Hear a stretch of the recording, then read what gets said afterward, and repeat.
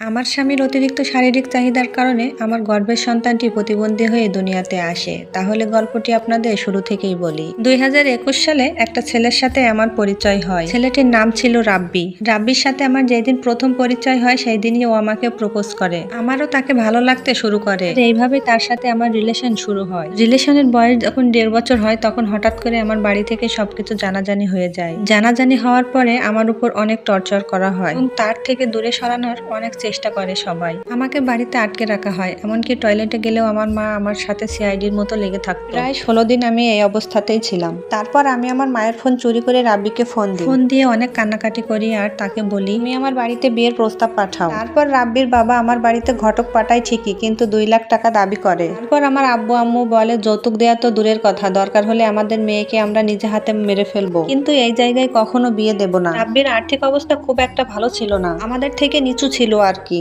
এই বিষয়টা এখানেই থেমে যায়। আমার আব্বু আম্মু যৌতুক দিয়ে বিয়ে দিবে না আর রাব্বির বাবা যৌতুক ছাড়া বিয়ে দিবে না। এইসব কাহিনীর পর সে আমাকে কল দিয়ে বলতেছে আমার অবস্থা খুবই খারাপ, তুমি যদি এখন না আসো তাহলে আমি সুইসাইড করে ফেলবো। আমি এই কথা শুনে অনেক ভয় পেয়ে যাই, কারণ তাকে অনেক ভালোবাসতাম। আমার লাইফের ফার্স্ট রিলেশন ছিল, তার প্রতি অতিরিক্ত আসক্ত হয়ে গেছিলাম। তাকে কিছু হলে আমিও বাঁচবো না। ঠিক 7 দিনের মাথায় আমি তার হাত ধরে পালিয়ে যাই এবং পালিয়ে যেয়ে 1,20,000 টাকা কাবিন করে আমাদের বিয়ে হয়। তারপর রাব্বি আমাকে নিয়ে আলাদা বাসা ভাড়া করে ওঠে। দিনকাল ভালোই কাটছিল আমাদের, কারোর সাথে যোগাযোগ ছিল না, না আমার ফ্যামিলির সাথে না ওর ফ্যামিলির সাথে। বিয়ের 5 দিন পর আমার শাশুড়ি আমার স্বামীকে কল দেয়। কথা বলার এক পর্যায়ে আমার স্বামী আমার শাশুড়িকে বলতেছে আম্মু আমি এই মেয়েটাকে নিয়ে আসিনি, এই মেয়েটা বাসা থেকে বের হয়ে বলতেছে আমাকে বিয়ে না করলে আমি সুইসাইড করব। এই কথাটা শুনে আমার খুব কষ্ট লেগেছিল। যাই হোক 10-15 দিন পরে বাসা থেকে ফোন আসলো। তাদের একটাই কথা, তারা কেউ মেনে নিবে না। এমনিতেই নাকি তাদের খারাপ লাগছিল, তাই কল দিয়ে জিজ্ঞাসা করছিল কেমন আছি। এরপর বিয়ের 20 দিনের মাথায় আমার স্বামী তার মোবাইলটা আমার কাছে রেখে কাজে চলে গেল। তখন আমি ফোনটা ঘাটাঘাটি করতে করতে মেসেঞ্জারে ঢুকেই দেখি তার এক্স গার্লফ্রেন্ডের সাথে খারাপ কিছু এসএমএস, খারাপ কিছু ছবি, খারাপ কিছু ভিডিও। আমার মনে হচ্ছে ওই মেয়েটার সাথে সে বারবারই ফিজিক্যাল সম্পর্ক করেছে। আমার স্বামী আমার সাথে ডবল ডেট করেছে, এটা জানার পর থেকে আমি মানসিকভাবে শেষ হয়ে পড়েছি। তার জন্য আমি আমার কেরিয়ার নষ্ট করেছি, বাবা মায়ের মনে কষ্ট দিয়েছি। এই মানুষটা আমাকে এত বাজেভাবে